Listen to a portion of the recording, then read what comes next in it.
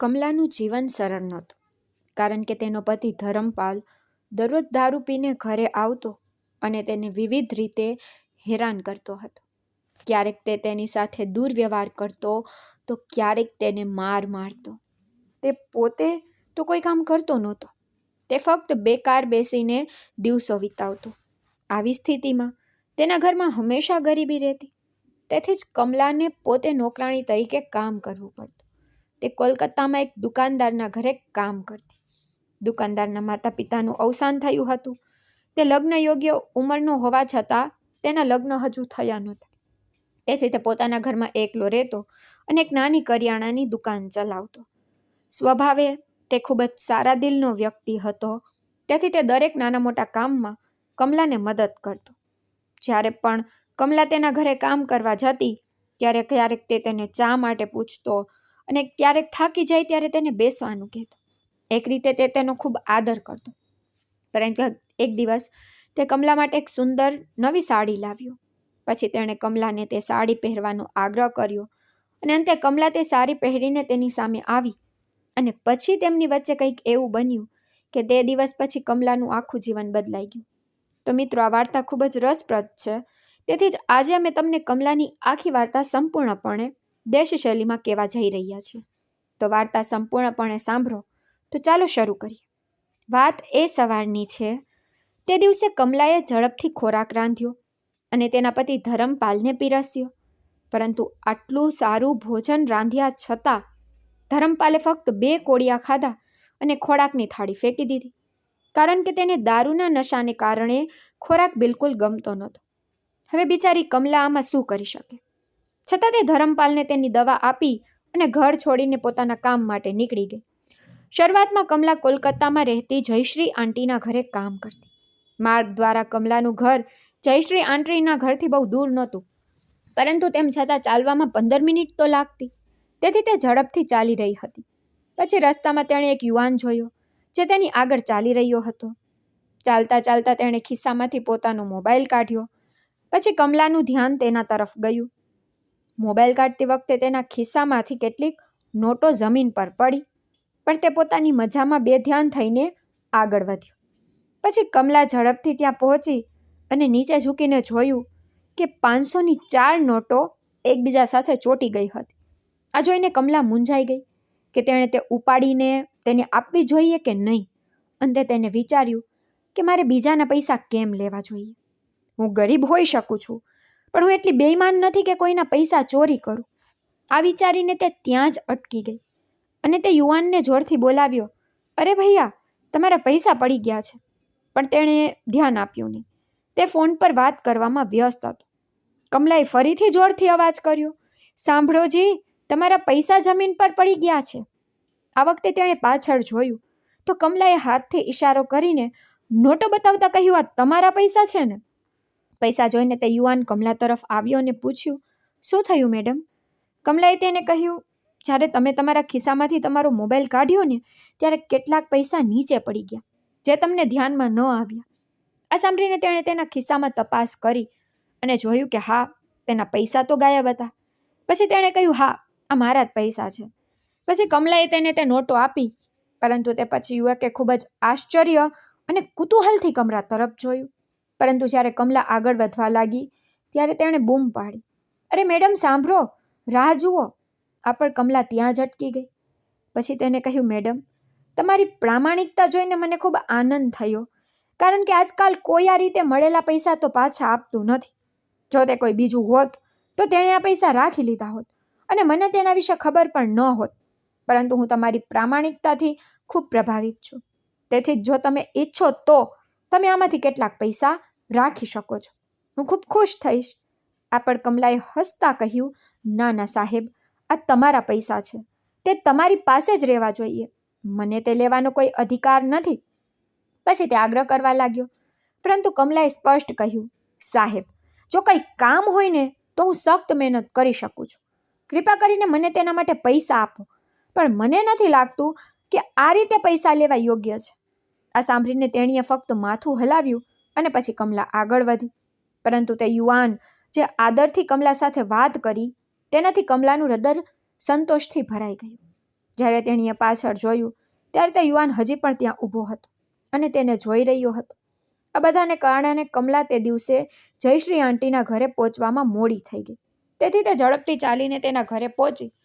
જયશ્રી આંટી ત્યારે ઘરે હતી, પરંતુ તેનું ધ્યાન હમણાં કમલા પર નહોતું. તેથી કમલાએ ઝડપથી ઝાડુ ઉપાડ્યું અને આંગણું સાફ કરવાનું શરૂ કર્યું. આંગણું સાફ કર્યા પછી તે ઘરની અંદર ગઈ. એટલામાં જ જયશ્રી આંટીએ તેને જોઈ અને ગુસ્સામાં કહ્યું, "શું વાત છે કમલા? તું હવે આવી છે? તું આટલી મોડી કેમ થઈ ગઈ છે? બહાર ઝાડુ માર્યું કે નહીં? અને ચાલ હવે ઘરકામ જલ્દી પૂરું કર."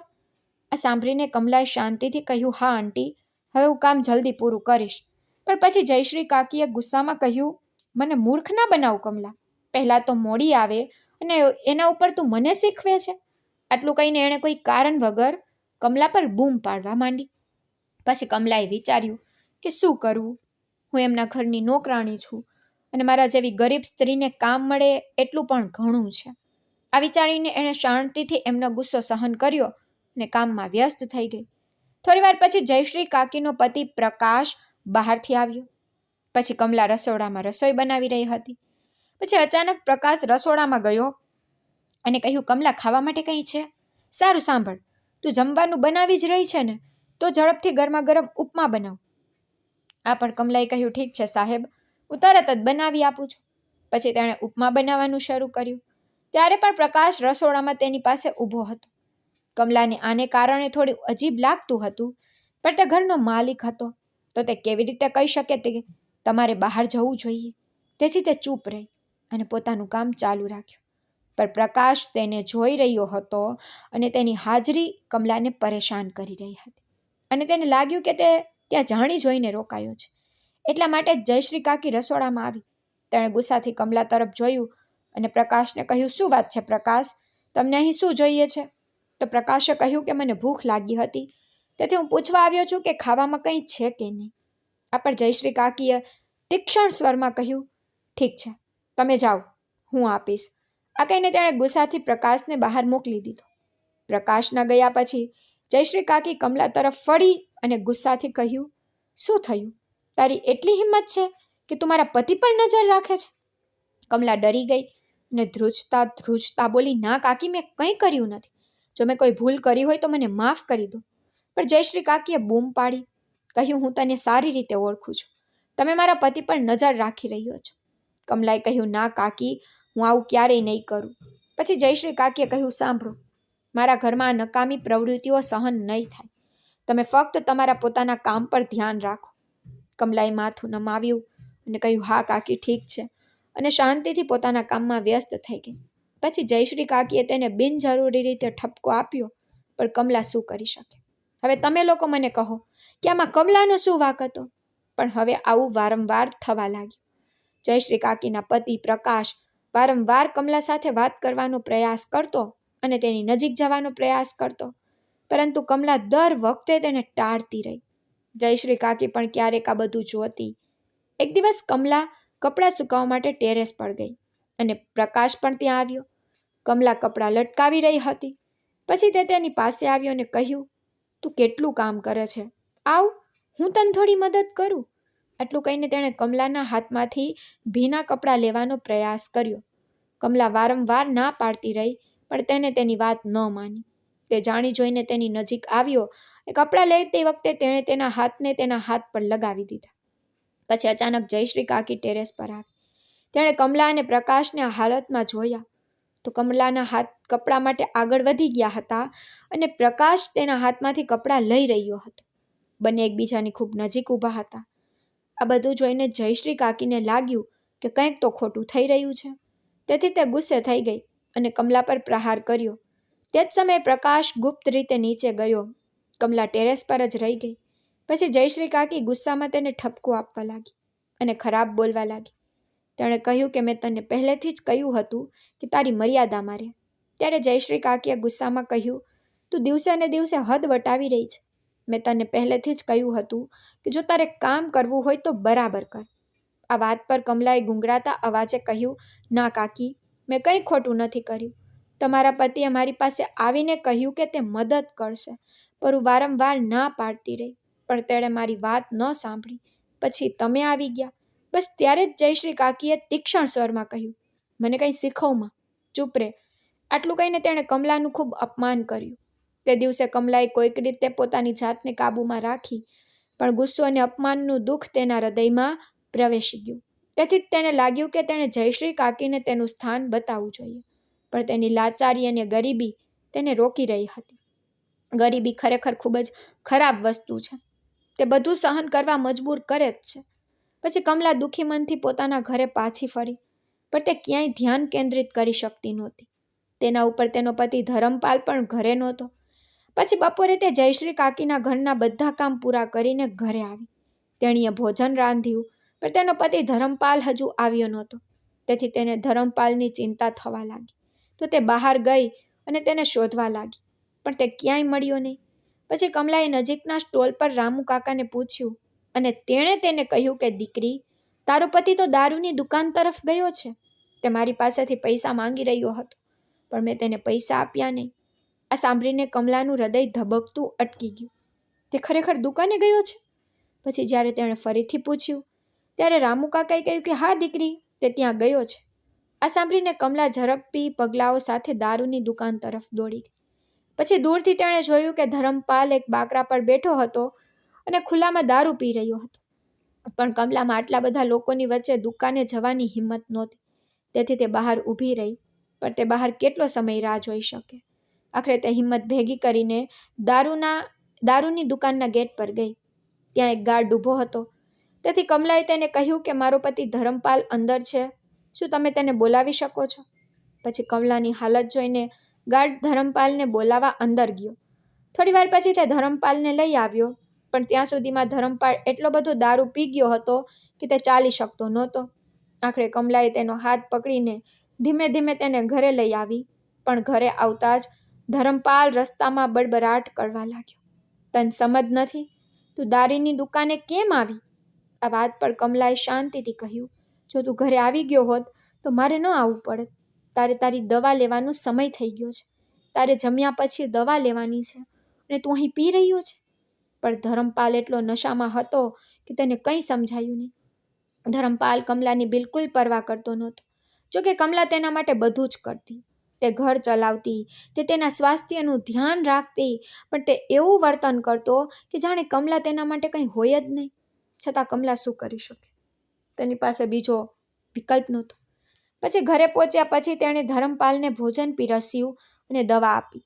પણ તે દિવસે કમલાને ખાવાનું મન નહોતું થયું, કારણ કે સવારે જયશ્રી કાકીએ તેને બિનજરૂરી રીતે ઠપકો આપ્યો હતો, જ્યારે તેનો કોઈ વાંક નહોતો. તેથી હવે કમલાને જયશ્રી કાકીના ઘરે કામ પર જવાનું મન નહોતું. આખરે કમલાએ નક્કી કર્યું કે હવે તે જયશ્રી કાકીના ઘરે કામ નહીં કરે, ગમે તે થાય. પછી બીજા દિવસે તે જયશ્રી કાકીના ઘરે ગઈ અને કહ્યું કે કાકી, કૃપા કરીને મને મારા બધા પૈસા આપો. મારા પતિની તબિયત ખૂબ જ ખરાબ છે, તેથી હું કાલથી કામ પર આવી શકીશ નહીં. પછી જયશ્રી કાકી પૈસા આપવા માટે ખૂબ જ ખચકાટ અનુભવતી હતી, પણ કમલા મક્કમ હતી. તેથી તેણે સ્પષ્ટ કહ્યું, કૃપા કરીને મને મારા કામ માટે પૈસા આપી દો, મને તેની ખૂબ જરૂર છે. પછી આખરે મજબૂરીમાં જયશ્રી કાકીએ તેને પૈસા આપ્યા. પછી કમલા ગર્વથી તેનું ઘરકામ છોડીને તેના ઘરે પાછી ફરી. પણ આગળ શું? આગળ પ્રશ્ન તેને વારંવાર સતાવી રહ્યો હતો, કારણ કે તે ચિંતા કરતી હતી કે તેને નવું કામ ક્યાંથી મળશે. આ પછી તે રોજ કામની શોધમાં અહીં ત્યાં ભટકવા લાગી, પણ કમલાને ક્યાંય કામ મળતું નહોતું. તેના ઉપર ધરમપાલનું રોજનું નાટક તેના માટે એક મુશ્કેલી હતી. તે આટલી નાની ઉંમરે અનેક રોગોથી ઘેરાયેલો હતો, પરંતુ તેનામાં કોઈ સુધારો થવાના સંકેતો દેખાતા નહોતા. કમલા તેના માટે દિવસ રાત સખ્ત મહેનત કરતી, પરંતુ તેને પોતાની કે કમલાની કોઈ પરવા નહોતી. તેમ છતાં કમલા તેની દવા અને ઘરના ખર્ચ માટે દરરોજ કામની શોધમાં બહાર જતી, પણ તેને કામ મળી શક્યું નહીં. લગભગ 2 મહિના આમ જ પસાર થઈ ગયા, પણ કમલા હજુ પણ ઘરે જ બેઠી. તેણે બચાવેલા થોડા પૈસા પણ ખત્મ થવાના હતા. તો પછી શું થશે? કેવી રીતે થશે? આ ચિંતા તેને હંમેશા સતાવતી રહી. એક સવારે લગભગ 9 વાગ્યે તેની પાડોશી લીલા આંટી આવી અને કહ્યું, કમલા, તું કામ શોધી રહી છે ને? આના પર કમલાએ ઉત્સાહથી જવાબ આપ્યો, હા આંટી, હું ઘણા દિવસોથી કામ શોધી રહી છું. તો લીલા આંટીએ કહ્યું, જુઓ કમલા, અમારી વસાહતની નજીક એક ગૌશાળા વસાહત છે. ત્યાં એક યુવાન રહે છે. તેનું નામ શંકર છે. તેના ઘરે કામ છે. તે પોતાનો જનરલ સ્ટોર ચલાવે છે, પણ તે એકલો રહે છે. તેથી જ તેને તેના ઘરનું ધ્યાન રાખવા માટે એક મહેનતુ અને વિશ્વાસપાત્ર સ્ત્રીની જરૂર છે. પગાર સારો રહેશે. જો તમે તૈયાર છો તો મને જણાવો. આના પર કમલાએ તરત કહ્યું, હા આંટી, હું તૈયાર છું. ગમે તેમ હું કામ શોધી રહી છું. જો મને આ કામ મળે તો ખૂબ સારું રહેશે. તો લીલા આંટીએ પોતાનો ફોન કાઢ્યો અને કહ્યું, જેથી હું શંકર સાથે વાત કરી શકું. આના પર કમલાએ કહ્યું, હા આંટી, કૃપા કરીને કરો. પછી લીલા કાકીએ તરત જ નંબર ડાયલ કર્યો અને ફોન સ્પીકર પર મૂક્યો અને વાત શરૂ કરી. પછી બીજુ બાજુથી અવાજ આવ્યો, હા મોકલી દો. અને કમલાએ પણ આ સાંભળ્યું. પછી લીલા કાકીએ કહ્યું, જુઓ કમલા, તમે ગૌશાળા બસ્તી તો જાણો છો ને? કમલાએ કહ્યું, હા કાકી, હું તો તેને ખૂબ સારી રીતે ઓળખું છું. હું ઘણી વાર ત્યાં જાઉં છું. પછી લીલા કાકીએ કહ્યું, સાંભળો, ખૂણા પર શિવ મંદિર પાસે એક જનરલ સ્ટોર છે. શંકરનું ઘર ત્યાં જ છે. ઉપરના બોર્ડ પર લખેલું હોવું જોઈએ, શારદા જનરલ સ્ટોર. તમારું કામ ત્યાં છે. આ પર કમલાએ કહ્યું, હા કાકી, મેં તે દુકાન જોઈ છે. પછી લીલા કાકીએ કહ્યું, પછી જાવ અને વાત કરી લો. જો તમને ઠીક લાગે તો કામ શરૂ કરી દેજો. કમલાએ કહ્યું, કાકી, તમારો ખૂબ ખૂબ આભાર. તમે મને ખૂબ મદદ કરી છે. આ પછી તે તરત જ ઘરે ગઈ અને તેના પતિ ધરમપાલને કહ્યું, ક્યાંય ન જાઓ. ગમે તેમ તો તમારી તબિયત ખરાબ છે. જો તમે ક્યાંક જાઓ છો તો ધ્યાન રાખજો. આ પર ધરમપાલે ગુસ્સામાં કહ્યું, જતા પહેલા તું મને કેમ હેરાન કરે છે? આ પર કમલાએ ગુસ્સામાં કહ્યું, હું તમારા માટે ઘણું બધું કરું છું. હું ઘર ચલાવું છું, તમારી દવાઓનું ધ્યાન રાખું છું. શું તમને ખબર છે કે તમારી દવાઓ કેટલી મોંઘી છે? અને તમે મને આવા અભદ્ર જવાબ આપો છો? આ પર ધરમપાલે ગુસ્સામાં કહ્યું, મને સલાહ ના આપ, જા અને કોઈ કામ કર. પછી કમલા સારી રીતે જાણતી હતી કે ભલે તે ધરમપાલને ગમે તેટલું સમજાવે, તે સુધરશે નહીં. કારણ કે જો તેણે તેની વાત સાંભળી હોત તો આજે આ પરિસ્થિતિ ન હોત. તેથી તે તરત જ ગૌશાળા બસ્તી તરફ રવાના થઈ ગઈ. ગૌશાળા બસ્તી કમલાના ઘરથી દૂર નહોતી. થોડી વારમાં તે શિવ મંદિર પાસે ને તે જનરલ સ્ટોર પર પહોંચી ગઈ. પછી તેણે શારદા જનરલ સ્ટોર દુકાનનું નામ વાંચ્યું. પછી કમલાએ વિચાર્યું કે આ એક જનરલ સ્ટોર છે. વિચારી રહી હતી કે તે કરિયાણાની દુકાન હશે, કારણ કે આ પહેલા તેણે તેને દૂરથી જ જોયું હતું. પણ હવે તે દુકાન નજીક આવી. પછી એક માણસ ત્યાં ઊભો હતો. તો તેણે પૂછ્યું કે મને કહો મેડમ, તમને શું જોઈએ છે? પછી કમલાએ તેની તરફ જોયું અને તેને જોતી રહી. તેના મનમાં એક વિચાર આવ્યો કે મેં આ માણસને ક્યાંક જોયો છે, પણ મને યાદ નથી કે ક્યાં. પછી તે વિચારવા લાગી. પછી તે વ્યક્તિએ ફરીથી પૂછ્યું, મને કહો કે તમને શું જોઈએ છે? તો કમલાએ કહ્યું, સાહેબ, હું દુકાને કંઈ ખરીદવા નથી આવી. બલકે મારી પાડોશી લીલા કાકીએ મને કહ્યું છે કે તમારે ઘરકામ માટે સ્ત્રીની જરૂર છે. આ પર શંકરે હસતા હસતા કહ્યું, હું ફક્ત તમારી રાહ જોતો હતો. તે તમે જ છો ને? નહીં? કેવો સંયોગ! પછી તે થોડું હસ્યો અને કહ્યું કે તમે મને ઓળખ્યો? તો કમલાએ જવાબ આપ્યો, હા, મને પણ લાગે છે કે મેં તમને ક્યાંક જોયા છે, પણ મને યાદ નથી. પછી તેણે કહ્યું, સાહેબ, શું તમે મને ઓળખો છો? તો શંકરે કહ્યું, હું તમને ખૂબ સારી રીતે ઓળખું છું. હું તમને કેવી રીતે ભૂલી શકું? સાંભળીને કમલા વિચારવા લાગી, અરે ભગવાન, તે શું કહી રહ્યો છે? મેં તેની સાથે શું ખોટું કર્યું? પછી તે થોડી ચિંતિત થવા લાગી. તો શંકરે કહ્યું, યાદ છે, 2 મહિના પહેલાની વાત છે. મારા પૈસા રસ્તામાં પડી ગયા હતા અને તમે તે મને પાછા આપી દીધા. કમલાએ તરત જ કહ્યું, હા, હવે મને યાદ આવ્યું. મને પણ લાગતું હતું કે તમારો ચહેરો પરિચિત લાગે છે. શંકરે પૂછ્યું, તમારું નામ શું છે? કમલાએ કહ્યું, મારું નામ કમલા છે. પછી શંકરે કહ્યું, ઠીક છે, અહીં આવો. મુખ્ય દરવાજો અહીંથી છે. દરવાજો ખોલો અને અંદર આવો. પછી કમલાએ દરવાજો ખોલ્યો અને અંદર ગઈ.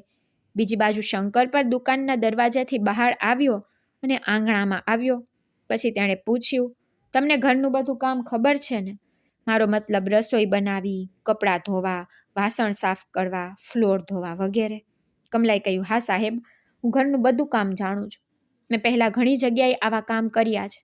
પછી શંકરે કહ્યું, ઠીક છે, તો હવે તમારું કામ આ ઘરમાં થશે. અને હા, જો હું તમને કમલા કહું તો ઠીક રહેશે, ખરું ને?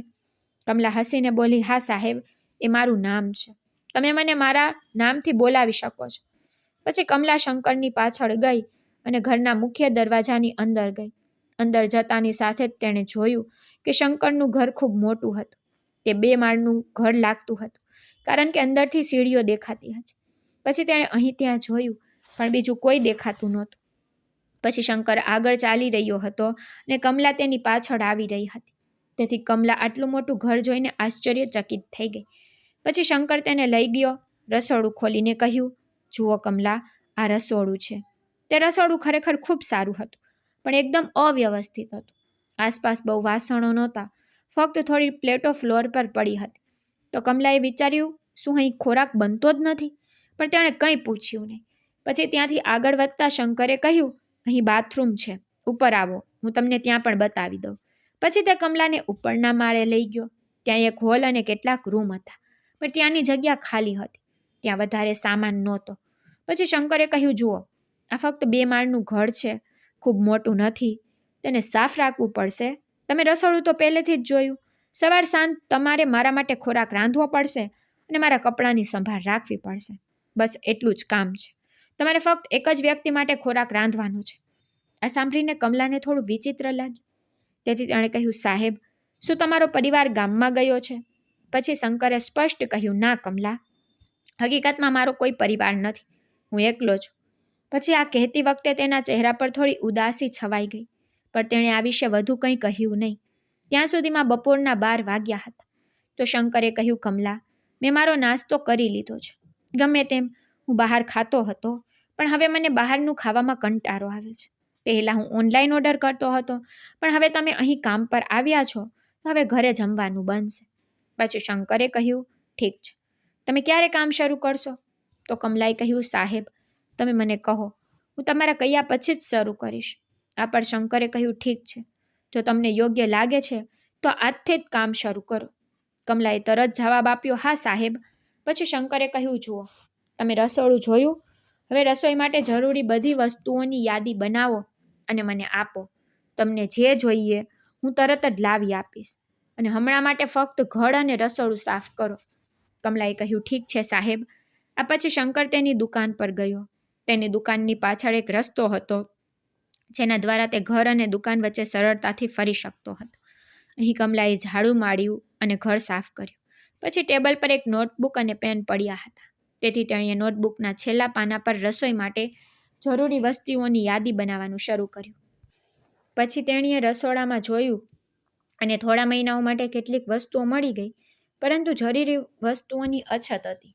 કમલાએ તે બધું લખી નાખ્યું. પછી તેણીએ શંકરને ઘરેથી અવાજ કર્યો, સાહેબ. તો શંકરે જવાબ આપ્યો, હા કમલા, રાહ જુઓ, હું આવું છું. પછી તે ગ્રાહકો સાથે કામ પૂરું કરીને ઝડપથી ઘરે આવ્યા. કમલાએ તેને યાદી આપી. પછી શંકરે યાદી જોડીને કહ્યું, ઓ વાહ, તમે આટલા ઓછા સમયમાં આટલી સારી યાદી બનાવી અને તમારા હસ્તાક્ષર પણ ખૂબ જ સુંદર છે. પછી શંકરની પ્રશંસા સાંભળીને કમલા ખુશીથી ભરાઈ ગઈ, કારણ કે મોટા ભાગે કોઈ તેની પ્રશંસા કરતું નહોતું. તેણીને ફક્ત ટોણા મારવામાં આવતા.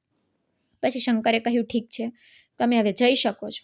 કાલે ફરી આવો, પણ મને કહો કે તમે ક્યારે આવશો અને ક્યારે જશો.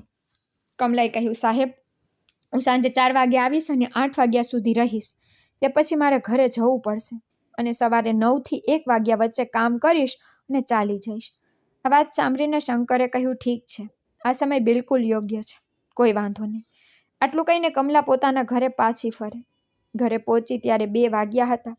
ઘરે આવ્યા પછી તે પોતાના રોજિંદા કામમાં વ્યસ્ત થઈ ગઈ, પણ આજે તે ખૂબ ખુશ હતી. થોડા સમય પછી તેનો પતિ ધરમપાલ બહારથી આવ્યો. પછી કમલાએ તેને જોયો તો તે ફરીથી નશામાં હતો. કદાચ કોઈએ તેને પૈસા આપ્યા હશે. પછી કમલાએ તેની અવગણના કરી અને રસોઈ બનાવવાનું શરૂ કર્યું, કારણ કે આજે રસોઈ બનાવવામાં મોડું થઈ ગયું હતું અને તેને ભૂખ પણ લાગી રહી હતી. પછી રસોઈ બનાવતી વખતે અચાનક તેને વિચાર આવ્યો કે ઓહ, હું પૈસા વિશે તો વાત કરવાનું ભૂલી ગઈ, કે મહિનાનો પગાર કેટલો આપવામાં આવશે તે નક્કી તો ન થયું. આ વિચારીને તે થોડી ચિંતિત થવા લાગી. પછી તેણે વિચાર્યું કે કોઈ વાંધો નહીં, હું કાલે પૈસાની વાત ફાઇનલ કરીશ, જેથી પછીથી કોઈ ઝઘડો ન થાય. બીજા દિવસે કમલા સવારે વહેલા ઉઠી, તૈયાર થઈ, બરાબર 8 વાગ્યે શંકરના ઘરે પહોંચી ગઈ. ત્યારે દુકાન હજુ બંધ હતી. તેથી તે ગેટની અંદર ગઈ. દરવાજો ખુલ્લો હતો, પણ તેણે હજુ પણ ખટખટાવ્યો અને શંકર તરત જ દરવાજો ખોલીને બોલ્યો કે તમે આવ્યા છો, સારું થયું, હું તમારી રાહ જોઈ રહ્યો હતો. પછી તે અંદર ગઈ અને પોતાના કામમાં વ્યસ્ત થઈ ગઈ. શંકર ત્યાં સુધી હોલમાં સોફા પર બેઠો રહ્યો. કામ પૂરું કર્યા પછી કમલાએ રસોડામાં નાસ્તો બનાવવાનું શરૂ કર્યું. તેણે શંકરને પહેલેથી જ પૂછ્યું કે તે નાસ્તામાં શું બનાવશે, પણ પછી કમલાને પગાર વિશે વાત કરવી પડી. તેથી તે રસોડામાંથી હોલમાં ગઈ, જ્યાં શંકર સોફા પર બેઠો હતો. ત્યાં જઈને કમલાએ કહ્યું કે સાહેબ, મારે તમારી સાથે કંઈક વાત કરવી છે. તો શંકરે કહ્યું, હા કહો. તો કમલાએ કહ્યું, સાહેબ, અમે પગાર વિશે તો વાત ન કરી. ગઈકાલે ઉતાવળમાં મને પણ ખ્યાલ નહોતો. તો સારું થયું કે તમે મને કહ્યું હોત કે તમે મહિનાનો કેટલો પગાર આપશો. આ પર શંકરે પૂછ્યું, ઠીક છે, મને કહો કે તમે મહિનાનો કેટલો લેશો. તો કમલાએ કહ્યું, ના સાહેબ, તમે મને કહો. હું તમારા ઘરે કામ કરું છું અને મેં તમને મારા કામના કલાકો પણ કહી દીધા છે. તો તમે પૈસા વિશે નક્કી કરો. ફક્ત એટલું કહીશ કે હું બધું કામ સારી રીતે સંભાળીશ. તમને મારા કામ વિશે કોઈ ફરિયાદ નહીં હોય. આ સાંભળીને શંકર હસ્યું અને કહ્યું, હે ભગવાન, કેટલું સારું બોલો છો. આ સાંભળીને કમલા શરમાઈ ગઈ અને હસીને માથું હલાવ્યું. પછી શંકરે કહ્યું, ઠીક છે, તમે જ્યાં પહેલાં કામ કરતા હતા ત્યાં તમને કેટલો પગાર મળતો હતો. તો કમલાએ સ્પષ્ટ કહી દીધું, સાહેબ, હું સાચું કહું તો મને દર મહિને 8,000 મળતા હતા. આ સાંભળીને શંકરે કહ્યું, ઠીક છે, હું તમને દર મહિને 18,000 આપીશ. આટલો પગાર સાંભળીને કમલાએ મનમાં વિચાર્યું, હે ભગવાન, આ શું કહી રહ્યો છે? 18,000? પછી શંકરે પૂછ્યું, 18,000 બરાબર રહેશે ને? આ પર કમલાએ તરત જ કહ્યું, હા હા સાહેબ, બિલકુલ ઠીક છે. જ્યાં હું પહેલાં કામ કરતી મને ફક્ત 8,000 મળતા. હવે તમે મને આટલા આપી રહ્યા છો તો હું પૂરા દિલથી કામ કરીશ. પછી શંકરે કહ્યું, હા, મને પણ એ જ જોઈએ છે. મેં ઘણી નોકરી જોઈ છે, કેટલીક તો યોગ્ય રીતે કામ કરતી નથી, કારણ કે હું સ્વચ્છ અને સારું કામ ઈચ્છું છું. આ પર કમલાએ વિશ્વાસપૂર્વક કહ્યું, સાહેબ, હું તમને ફરિયાદ કરવાનો મોકો નહીં આપું. પછી શંકરે કહ્યું, ઠીક છે, હું બહાર હોલમાં બેસીશ. નાસ્તો તૈયાર થાય ત્યારે મને જણાવો. આટલું કહીને તે બહાર ગયો. આ પછી કમલા નાસ્તો બનાવવા લાગી. પછી તેના મનમાં વિચારોનું મોજું ઉભરી રહ્યું હતું. 18,000 પ્રતિ માસ. હવે ઘરની ઘણી સમસ્યા હલ થશે. કદાચ થોડા પૈસા પણ બચશે. આ વિચારીને તે ખુશીથી નાસ્તો બનાવવા લાગી. પછી તેણે ઝડપથી લૂચી અને ચોલર દાળ તૈયાર કરી અને હોલમાં સોફા પર બેઠેલા શંકરને પીરસ્યું. પછી શંકરે 2 ટુકડા ખાધા અને કહ્યું, ઓ વાહ, તમારી રસોઈનો સ્વાદ તો અદ્ભુત છે. મને તમારા દ્વારા બનાવેલી લૂચી અને ચોલર દાળ ખૂબ ગમી. પછી આ સાંભળીને કમલાને ખૂબ સારું લાગ્યું. તો તેણે કહ્યું, ખરેખર સાહેબ, જો તમને વધુ જોઈતું હોય તો મને કહેજો. પછી શંકરે કહ્યું, હા, જો મને જોઈતું હોય તો હું કહીશ જ ને. હવે હું આરામથી ખાઈ રહ્યો છું. પછી કમલા રસોડામાં પાછી ફરી અને લૂચી અને ચોલર દાળને એક વાસણમાં ઢાંકી દીધી અને એક નાની થાળીમાં થોડી લૂચી અને ચોલર દાળ લીધી. પછી તે હોલમાં ગઈ અને શંકરને પૂછ્યું, સાહેબ, શું તમને વધુ જોઈએ છે? શંકરે કહ્યું, ના કમલા, મારું પેટ ભરાઈ ગયું. પછી કમલાએ કહ્યું, તો પછી આ બચેલી લૂચી અને ચોલર દાળનું શું કરું?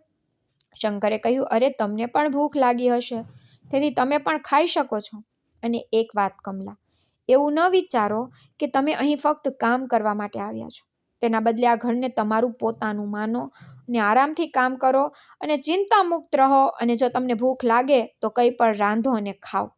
કમલા વિચારવા લાગી, અરે, તે શું કહી રહ્યા છે? પણ પછી તેણે વિચાર્યું કે કદાચ તે એક સારી નોકરાણી મેળવીને ખુશ છે. ગમે તેમ, કમલાને શંકરનો સ્વભાવ ખૂબ ગમ્યો. એટલે જ કામ પર તેનો પહેલો દિવસ ખૂબ જ સારો ગયો. કમલા હવે શંકરના ઘરે પૂરા દિલથી કામ કરવા લાગી. કારણ કે શંકર એકલો રહેતો, તેથી ભોજન પણ ફક્ત તેના માટે જ રાંધવું પડતું. તેથી વધારે કામ નહોતું અને શંકરનું ભોજન પણ સાદું હતું. કમલા જે પણ રાંધતી તે ખૂબ જ સ્વાદથી ખાતો.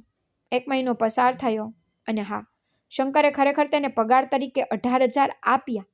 કમલા તેના હાથમાં આટલા પૈસા પકડીને ખૂબ ખુશ થઈ ગઈ.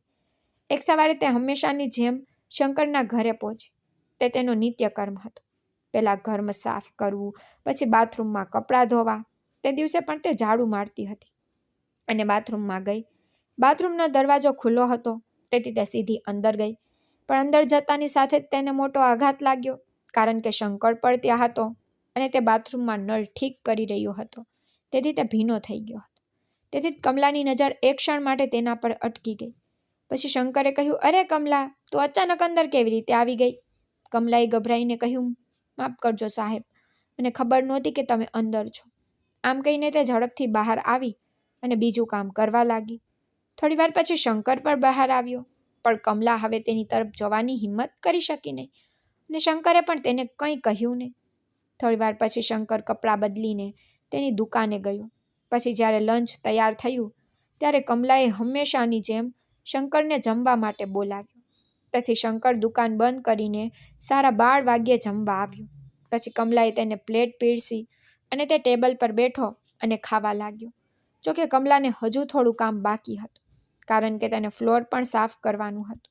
તેથી તેણે ઝડપથી ફ્લોર લૂછવા માટે કપડું લીધું, ઝડપથી કામ કરવા લાગી. બીજી બાજુ શંકર હોલમાં ટીવી જોતી વખતે જમતો હતો. કમલા ઘૂંટણીએ બેઠી હતી. કમલા બેઠી હતી અને ફ્લોર લૂછી રહી હતી. અચાનક તેની નજર શંકર તરફ ગઈ અને તે તેની તરફ જોઈ રહ્યો હતો. આ જોઈને કમલાએ ઝડપથી નજર ફેરવી અને પોતાના કામ પર ધ્યાન કેન્દ્રિત કરવા લાગી. પણ તે ટીવી તરફ અને પછી તેની તરફ જોતો રહ્યો. પછી કમલાનું ધ્યાન પોતાની તરફ ગયું તો કમલાએ તરત જ પોતાનું પલ્લું ઠીક કર્યું અને બરાબર બેઠી અને ફ્લોર લૂછવા લાગી. પછી શંકર પણ આ સમજી ગયો. તેથી તેણે તરત જ પોતાની આંખો હટાવી લીધી અને ટીવી પર ધ્યાન કેન્દ્રિત કરવાનું શરૂ કર્યું. કમલાને આ રીતે જોતા તેને થોડું વિચિત્ર લાગ્યું, પરંતુ તેણે આ વાતને અવગણી અને કામ કરવાનું ચાલુ રાખ્યું. કારણ કે કમલાને શંકર વિશે કેટલીક બાબતો ખબર પડી ગઈ હતી. કારણ કે તે પરણિત નહોતો, તેના માતા પિતાનું પણ થોડા વર્ષો પહેલાં અવસાન થયું હતું. તેથી તે એકલો રહેતો. તેથી તેને સારી છોકરી મળી શકી નહીં. તેણે ઘણા પ્રસ્તાવો પણ જોયા, પરંતુ કોઈ તેમની પુત્રીને એકલા છોકરાને આપવા તૈયાર નહોતું. આ કારણે તેના લગ્ન અટકી ગયા. હવે તેની ઉંમર પણ વધી રહી હતી. તેથી સારી છોકરી મળવાની આશા ઓછી હતી. તે લગ્ન કરવા માંગતો હતો, પણ દુકાનના કામમાં વ્યસ્તતાને કારણે તે તેના વિશે વધુ વિચારી શકતો નહોતો. એક સાંજે કમલા તેના ઘરે ભોજન બનાવી રહી હતી. રાતના 10 વાગ્યા હતા. ભોજન બનાવતી વખતે અચાનક તેનો પતિ ધરમપાલ બહારથી આવ્યો. તે ફરીથી નશામાં હતો. તેણે જોરથી કહ્યું, કમલા, મને 500 રૂપિયા આપ. તો કમલાએ કહ્યું કે તને પૈસા કેમ જોઈએ છે? તારી તબિયત પહેલેથી જ ખૂબ ખરાબ છે. તો ઘરે શાંતિથી બેસને અને ભોજન કરો. હું ખૂબ મહેનત કરીને ભોજન બનાવું છું. ક્યારેક તમે તેને સંપૂર્ણપણે બગાડી નાખો છો. આ પર ધરમપાલ ગુસ્સાથી બૂમ પાડી અને કહ્યું, મને નકામી સલાહ ન આપ. પૈસા આપીશ કે નહીં? આટલું કહીને તેણે નજીકમાં પડેલું એક વાસણ ઉપાડ્યું, કમલાને મારવાના ઈરાદેથી ફેંકી દીધું. બસ ત્યારે જ કમલા ઝડપથી ત્યાંથી ખસી ગઈ. પરંતુ તેણે ખરેખર તે વાસણ જોરથી ફેંકી દીધું હતું, જે કમલાને વાગ્યું અને તેની નજીક પડી ગયું. પછી કમલાને લાગ્યું કે તેની સાથે લડવાનો કોઈ ફાયદો નથી. તેથી તેણે ધરમપાલને 500 રૂપિયા આપ્યા અને તેને શાંત પાડ્યો. પરંતુ અંદરથી તે ખૂબ ખરાબ અનુભવી રહી હતી. ધરમપાલ ક્યારેક તેને મારતો, પણ હવે તેનું વર્તન દિવસે ને દિવસે બગડતું જતું હતું. આ બધું હોવા છતાં કમલાએ તેને પૈસા આપ્યા. ભલે તે ખૂબ ગુસ્સે હતી, પણ તે ચૂપ રહી. છેવટે તે તેનો પતિ હતો અને સ્ત્રીએ બધું સહન કરવું પડે છે, ખરું ને? અને પતિ ભગવાન છે, ખરું ને? પછી બીજા દિવસે કમલા હંમેશાની જેમ કામ માટે શંકરના ઘરે ગઈ. વહેલી સવારે તે રસોડામાં નાસ્તો બનાવી રહી હતી, પણ ગઈ રાત્રે ધરમપાલે જે કંઈ કર્યું તે તેના મગજમાંથી બહાર નહોતું નીકળતું. એટલે જ તેના મનમાં ખળભળાટ મચી ગયો. આ વિચારીને તેની આંખોમાં આંસુ આવી ગયા. અચાનક શંકર રસોડામાં આવ્યો અને કહ્યું, કમલા, નાસ્તો તૈયાર છે કે નહીં? અને તું શું બનાવી રહી છે? કમલાએ કહ્યું, હું પરાઠા બનાવી રહી છું, સાહેબ. તૈયાર થાય ને ત્યારે હું તમને કહીશ. પણ બોલતી વખતે શંકરનું ધ્યાન કમલાના ચહેરા પર ગયું. પછી તેનો ચહેરો ઉદાસ હતો અને તેની આંખોમાં આંસુ ચમકી રહ્યા હતા. તો તે કમલા પાસે આવ્યો અને કહ્યું, કમલા, શું થયું? તું કેમ રડે છે? કમલાએ ઝડપથી કંઈ કહ્યું નહીં, સાહેબ. પણ શંકરે આગ્રહ કર્યો, મને કહો કે વાત શું છે? પછી તે નજીક આવ્યો અને ઊભો રહ્યો. તો કમલાએ ફરી કહ્યું, સાહેબ, કંઈ નહીં, ફક્ત કૌટુંબિક ઝઘડા. આ પર શંકરે કહ્યું, શું થયું? કોઈએ કંઈ કહ્યું છે? તો કમલાએ ગુંગળામણ ભર્યા અવાજમાં કહ્યું, સાહેબ, અરે શું કહેવું, ફક્ત હું જ મારું દુઃખ જાણું છું. આ બધું છોડો. તો શંકરે કહ્યું, કમલા, તું મને કહી શકે છે. ઓછામાં ઓછું મને કહીને તારું મન તો હળવું થઈ જશે. હવે આ સાંભળીને કમલા પોતાને રોકી શકી નહીં. પછી કમલા શંકરને પોતાની વાત કહેવા લાગી, સાહેબ, લગ્ન પછીથી મારા પતિનું વર્તન ખૂબ જ ખરાબ છે. લગ્ન પહેલાં પણ તેને દારૂ અને બીજી ખરાબ ટેવો હતી. આ કારણે તેને ઘણા પ્રકારના રોગો થયા છે. મને તેના વિશે સંપૂર્ણ માહિતી પણ નથી, છતાં હું મારી કમાણીથી તેનો ઈલાજ કરાવું છું. હું તેને વારંવાર દારૂ, ગાંજા અને જુગાર છોડી દેવાનું કહું છું, પણ તે સાંભળતો નથી. એટલે જ તેની તબિયત દિવસે ને દિવસે બગડતી જાય છે. ગઈ રાત્રે વાત ખૂબ જ વધી ગઈ. તેણે મારા પર વાસણ ફેંક્યું. એ વિચારીને આજે મને ખૂબ ખરાબ લાગે છે. પછી શંકર શાંતિથી તેની વાત સાંભળી રહ્યો હતો. પછી તેણે કહ્યું, કમલા, વધારે ચિંતા ન કર. કેટલાક લોકો એવા હોય છે, એટલા માટે તારે તેની સાથે છેડછાડ કરવાનો પ્રયાસ ન કરવો જોઈએ. જો તારે કંઈક જોઈતું હોય, કોઈની મદદની જરૂર હોય તો મને ખચકાટ વગર કહે. અને હા, એવું નથી કે તારો પગાર 18,000 હોવાથી હું તને ફક્ત એ જ આપીશ. જો બીજું કંઈ જોઈતું હોય તો મને કહે. દુકાનમાંથી જે જોઈએ તે લઈ લે. પૈસા આપવાની જરૂર નથી. પછી શંકરની વાત સાંભળીને કમલાના મનને થોડી રાહત થઈ, કારણ કે તે આટલા પ્રેમથી વાત કરી રહ્યો હતો. તેથી કમલાના મનમાં તેના માટેનો આદર વધુ વધી ગયો. ગમે તે હોય, ઘણા વર્ષો પછી કોઈ તેની સાથે આટલા પ્રેમથી વાત કરી રહ્યું હતું. તેથી તેની આંખોમાંથી આંસુ અટકતા નહોતા. તે પ્રવાહની જેમ વહેવા લાગ્યા. પછી શંકરે આ જોઈને કહ્યું, કમલા, આટલું રડશો નહીં, મને ખરાબ લાગે છે. પણ કમલાના આંસુ અટકતા નહોતા, કારણ કે પછી તેણે પોતાની જાત પરનો કાબુ ગુમાવી દીધો. પછી શંકર તેની પાસે ગયો અને ધીમે ધીમે કમલાના હાથ પર પોતાનો હાથ મૂક્યો, જે તેણે રસોડાના ટેબલ પર રાખ્યો હતો. પછી તેણે કહ્યું, કમલા, આટલી નબળી ન બન. બધું સારું થઈ જશે. તું ખૂબ મહેનતું છે. તું દિવસ રાત કામ કરે છે, એટલે જ કંઈક સારું ચોક્કસ થશે. તારા પતિ પણ ઠીક થઈ જશે. તો આટલી ચિંતા ના કર અને આંસુ વહાવીને પોતાને તકલીફ ના આપ. પછી શંકરના શબ્દોથી કમલાને ખૂબ જ રાહત થઈ. જ્યારે તે તેની તરફ ફરી ત્યારે શંકરે તેના ખંભા પર હાથ મૂક્યો. પછી કમલા પોતાને રોકી શકી નહીં અને તેણે શંકરના ખંભા પર માથું મૂક્યું. પછી તે ગુંગરાતા અવાજમાં કંઈક બોલવા લાગી. પછી શંકરનો એક હાથ તેની પીઠ પર હતો અને એક ક્ષણ તે ખૂબ જ ભાવુક બની ગઈ. પછી કમલાના આંસુ શંકરના શર્ટ પર પડી રહ્યા હતા. પછી અચાનક તેને આ વાતનો વિચાર આવ્યો અને તે તરત જ દૂર થઈ ગઈ. પછી તેણે કહ્યું, સાહેબ, મને માફ કરશો. મારા આંસુએ તમારો શર્ટ બગાડી દીધો. આ પર શંકર હસ્યું અને કહ્યું, અરે પાગલ, તમે શું કહી રહ્યા છો? મારો શર્ટ તમારા આંસુ કરતાં મોટો નથી, ખરું ને? અને કમલા, એવું ન વિચારો કે તમે એકલા છો. જ્યારે પણ તમે એકલા અનુભવો છો અથવા કંઈક કહેવા અને તમારા મનને હળવું કરવા માંગો છો, ત્યારે હું અહીં છું. તો પોતાને એકલા ન સમજો. પછી શંકરના આ શબ્દોએ કમલાને ઘણી હિંમત આપી. પછી તે ફરીથી તેની પાસે આવી અને શંકરને ગળે લગાવી. પછી તેના મન પરનો ભાર હળવો થયો અને હવે તે મનમાં શાંતિ અનુભવી રહી હતી. પછી થોડી વાર પછી શંકરે તેને ધીમેથી અલગ કરી. પછી તેણે કમલાના ગાલ પર વહેતા આંસુ હળવેથી પોતાના હાથથી લૂછ્યા અને તેને ફરીથી ગળે લગાવી. પણ જ્યારે કમલા થોડી અસ્વસ્થતા અનુભવવા લાગી, ત્યારે તે તેનાથી દૂર થઈ ગઈ અને બોલી, ચાલો સાહેબ, હું તમારા માટે નાસ્તો બનાવીશ. તમને મોડું થઈ રહ્યું હશે ને? આના પર શંકરે કહ્યું, હા, પણ મારે તમને એક વાત કહેવી છે.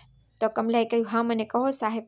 પછી શંકરે હસીને કહ્યું, મને સાહેબ ન કહો, બસ મને શંકર કહીને બોલાવો. બસ આના પર કમલાએ હસીને કહ્યું, ના સાહેબ, મને આ ગમશે નહીં, કારણ કે મને તેની આદત નથી. આ પર શંકરે કહ્યું, આમાં શું વાંધો છે? તમારે ફક્ત મને શંકર કહેવાનું છે, અથવા જો તમે ઈચ્છો તો તમે મને ભૈયા કહી શકો છો, પણ મને સાહેબ ના કહો. પછી કમલાને ભૈયા શબ્દથી થોડી અજીબ લાગી. તેણીએ મનમાં વિચાર્યું, હું તેને ભૈયા કેવી રીતે કહી શકું? ના ના, ભૈયા નહીં. પછી આ વિચાર આવતા જ કમલાએ કહ્યું, ઠીક છે સાહેબ, હું તમને શંકર કહેવાનો પ્રયત્ન કરીશ. આ સાંભળીને શંકર હસ્યો, કહ્યું, ઠીક છે, હવે હું હોલમાં જઈને બેસીશ. આટલું કહીને તે હોલમાં જઈને બેઠો. ત્યાં સુધીમાં કમલા નાસ્તો બનાવી ચૂકી હતી અને તેને પીરસતી હતી. પછી શંકર નાસ્તો ખાઈને દુકાને ગયો. પછી કમલા તેના આગામી કામમાં વ્યસ્ત થઈ ગઈ.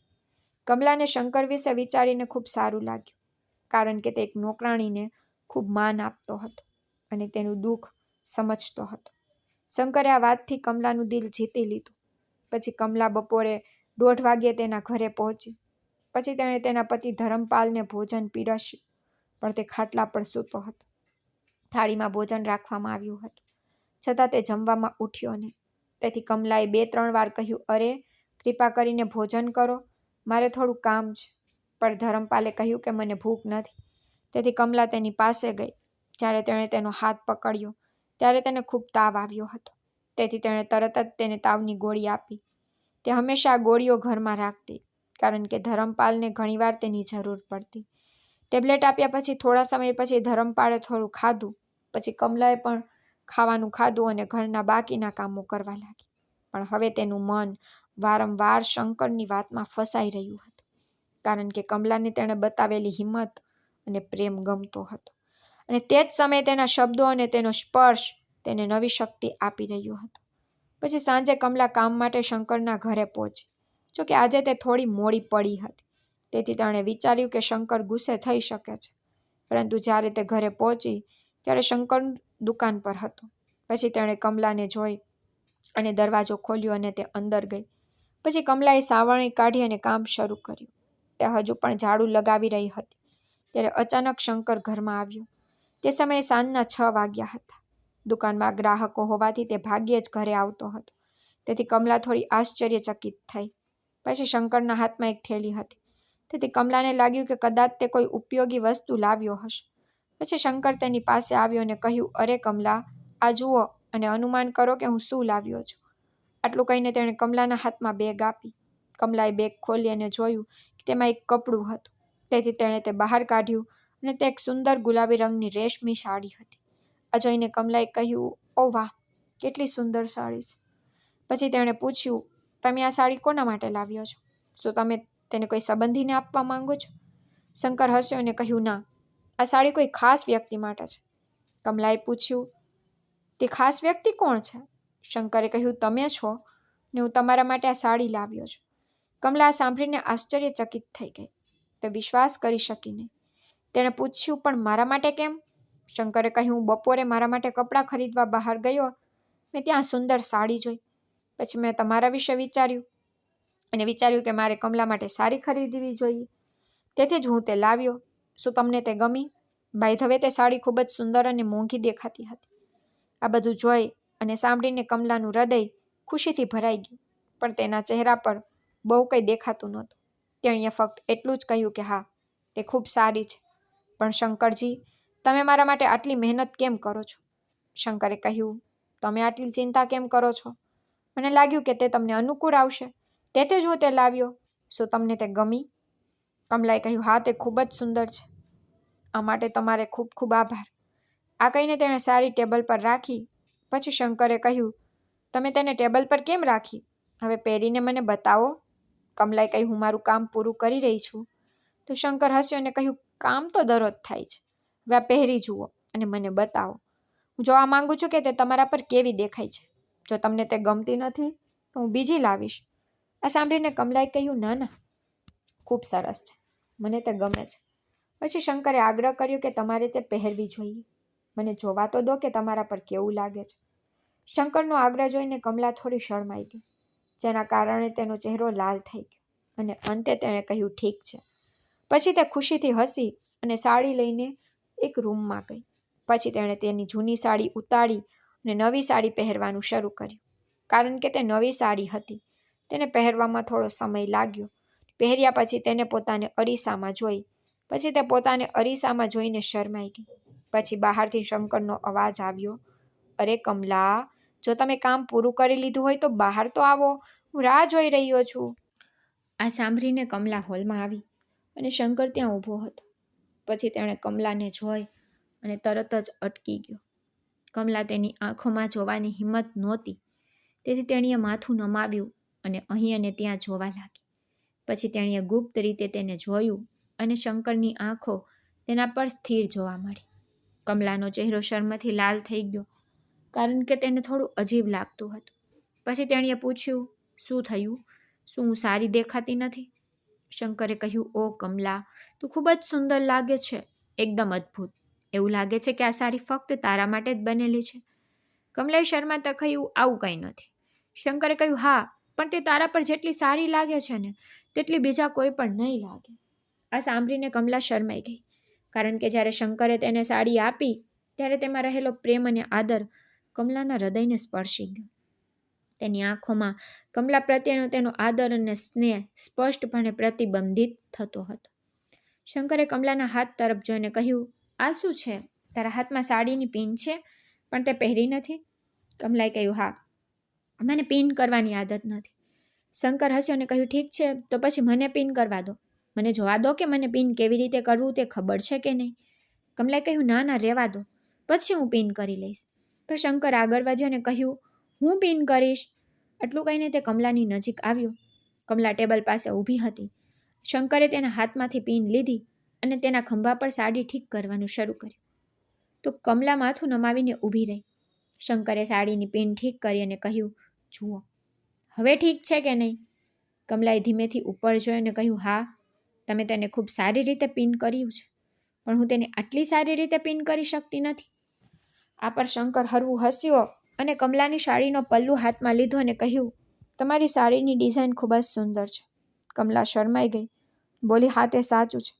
પછી શંકર વારંવાર પલ્લુ તરફ જોઈ રહ્યો હતો, પણ વચ્ચે તેણે કમલા તરફ પણ જોયું. કમલા ત્યારે તેના પર ધ્યાન આપી રહી નહોતી. પછી તેણે કમલાનો હાથ પોતાના હાથમાં લીધો. પછી તેની આંગળીઓ કમલાની આંગળીઓમાં અટવાવી દીધી.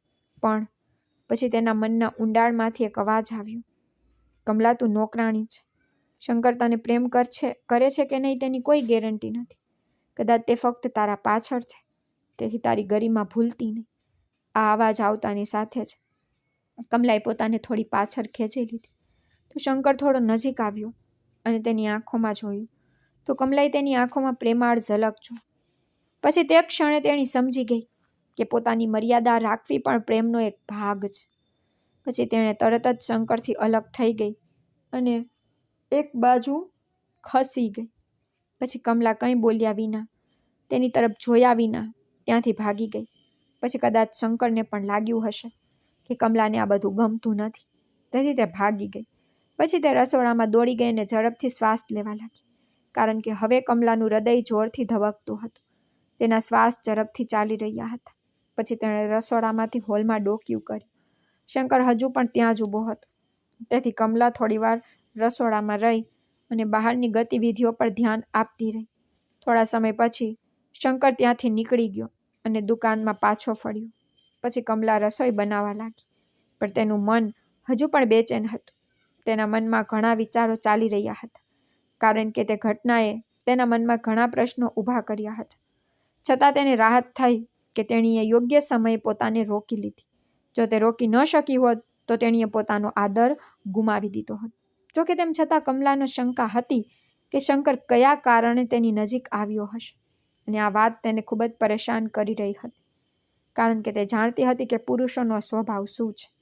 તેથી તેણીએ હંમેશા નક્કી કર્યું હતું કે તે ક્યારેય કોઈને શરણાગતિ નહીં આપે કે કોઈને સહારો નહીં આપે, કારણ કે ક્યારેક કોઈ વ્યક્તિને સમજવામાં ભૂલો થાય છે અને પછી તેનું પરિણામ આપણને ભોગવવું પડે છે. પછી કમલાએ ઝડપથી ખોરાક બનાવ્યો. તે સમયે શંકર હજુ પણ દુકાન પર હતો. પછી કમલા માટે સારું હતું. ખોરાક તૈયાર પછી તેણે કહ્યું, શંકરજી, ખોરાક તૈયાર છે, ગરમ છે. મેં તેને ઢાંકી દીધો છે, તમે ખાઈ શકો છો. હવે હું જઈ રહી છું. આટલું કહીને તેણે ન તો શંકરના જવાબની રાહ જોઈ કે ન તો તેની તરફ જોયું. તે સીધી ઘરે ગઈ. પરંતુ ઘરે પહોંચ્યા પછી પણ તેનું મન શાંત ન થયું. તે પછી પણ તેનું હૃદય જોરથી ધબકતું હતું.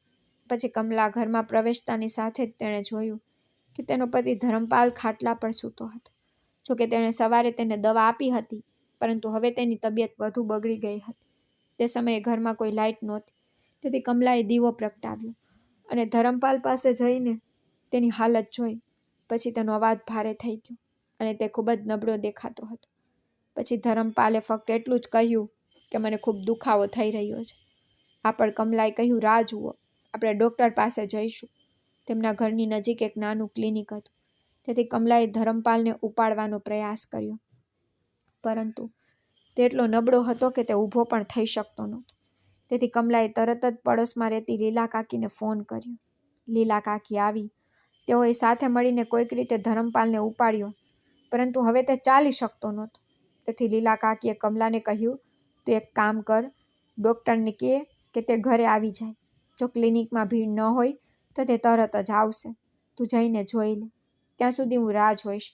પછી કમલાએ લીલા કાકીનું કહેવું માન્યું અને ઝડપથી ડૉક્ટરના ક્લિનિક પર પહોંચી ગઈ. પછી સારું થયું કે ત્યાં કોઈ ભીડ નહોતી. તેથી કમલાએ ડૉક્ટરને ધરમપાલની હાલત વિશે કહ્યું. પછી તે તરત જ કમલા સાથે જવા માટે સંમત થયા.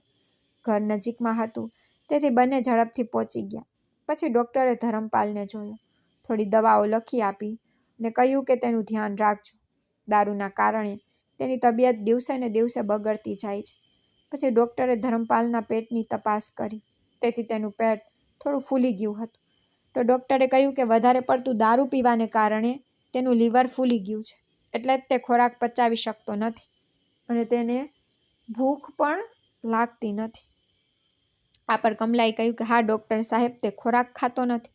પછી ડૉક્ટરે કહ્યું કે તેને ભૂખ નથી લાગતી કારણ કે તેનો ખોરાક પચતો નથી. બાય ધ વે, શું તમે તેનું ધ્યાન રાખતા નથી? આ પર કમલાએ જવાબ આપ્યો, ડૉક્ટર સાહેબ, હું તેનું ધ્યાન રાખું છું, પણ હું કામ પર જાઉં છું અને પછી મને ખબર નથી કે તે ક્યારે દારૂ પીવે છે. પછી ડૉક્ટરે ધરમપાલને સમજાવ્યું, જુઓ ભાઈ, દારૂ ન પીઓ. તમે તમારા શરીરને કેમ બગાડી રહ્યા છો?